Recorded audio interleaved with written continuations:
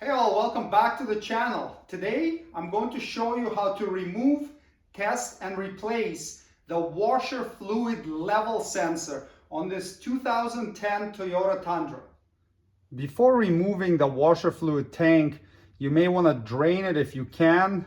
If your washer pump works, you can just activate the wiper washer system until all the fluid is out of it, and that's what I did. Otherwise, you can also pull it up and then disconnect the hose and drain it that way. So you've got a couple of options there.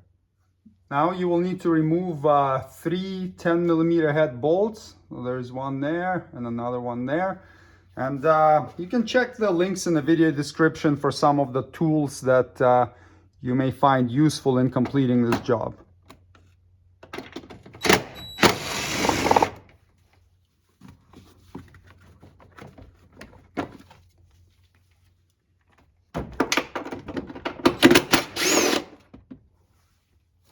If your vehicle is rusty, some of these bolts may want to break. So in that case, you may want to do it by hand and just slowly work them so that you don't snap them off. Now you can tilt the tank back to get access to the wash fluid pump connector and disconnect it. It's a little bit of a tight spot, but you got to get your hand in there, pinch the tab, and then pull it up.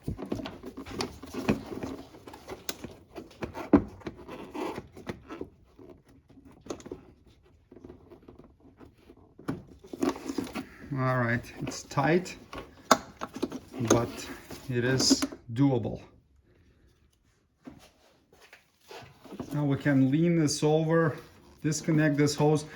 You won't have this hose here. That was something custom that I built before for methanol injection. So don't worry about this one. And then you need to disconnect this connector for the low fluid level sensor. The tab for it is conveniently located on the bottom, so you'll need to press it and disengage it. That's the little tab right there that I was pressing on it. At this point, you can lift the tank up. So you have this hose attached right here. If you haven't drained your tank yet, you would disconnect this hose, just wiggle it off, and you're gonna have some fluid coming out of here. So you could just put your finger over it, carry it over to your drain bucket or, wherever, the bottle you're going to drain it into, and then you could tip it over and drain it out like that. To test the sensor, we will measure the resistance across it. And when the tank is empty, it should be less than 5.5 ohm. Now there's a little float there, so if you turn this thing upside down, it's not gonna, register properly. So it kind of has to be pointing in a downward direction. It's best if it's sitting vertically like this, but right now we can set it up like this, and then we can measure the resistance. So let's check between our two terminals right here. And we have 5.1, so we are within spec. Now we're going to put some fluid in there, let the little float go up, and we'll check the resistance again, and it should be above 10 kilo ohm. I'm going to put a little rubber cap on here so that the fluid doesn't leak all over the place, but you could just plug it with your finger or have an assistant do it, or put a piece of tape over it while you're doing this measurement.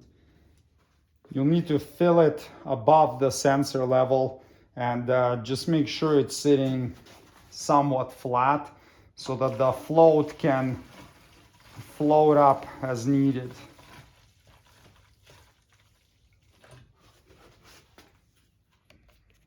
I'll set it on the 20 kilo ohm range.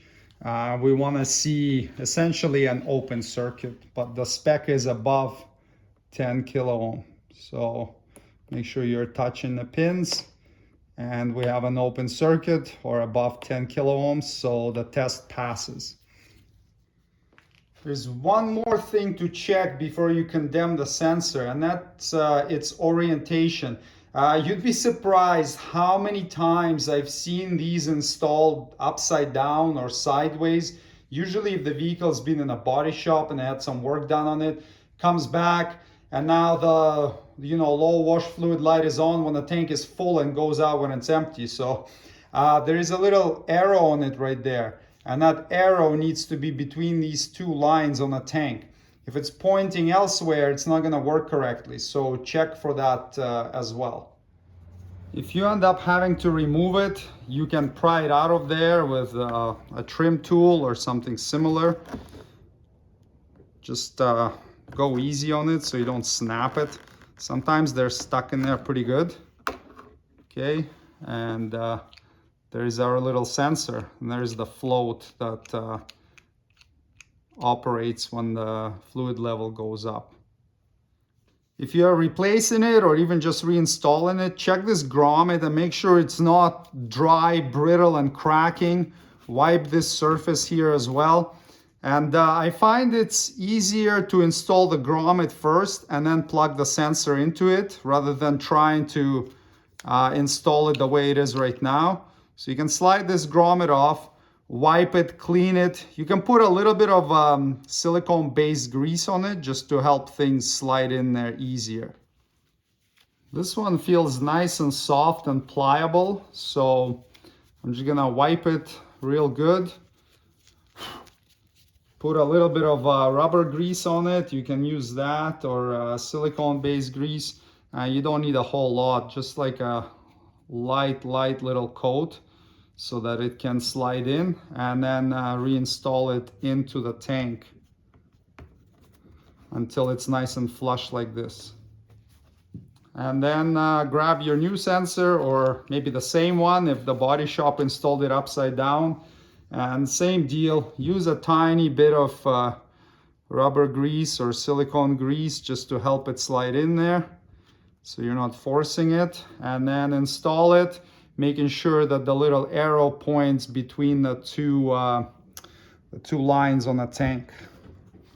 And make sure it's nice and flush and pointing in the correct orientation like that. Now we can reinstall the tank, attach the hose to it, and then lower it down in place. Reconnect the sensor connector, tab pointing down, push on it until it clicks. Reconnect the pump connector, same deal. Push it till it clicks. And before you install the 3 bolts, it might make sense to put a little bit of anti-seize on them, just so that if you ever have to do this again, they don't break.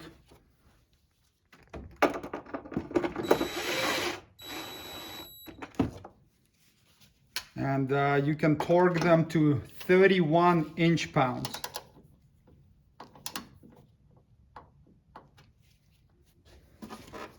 Install the hose in a little holder. Again, you won't have this second one here. Fill it up with washer fluid and confirm that everything works.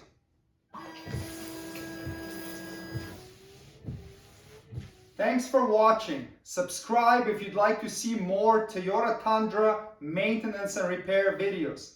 See you next time. Cheers.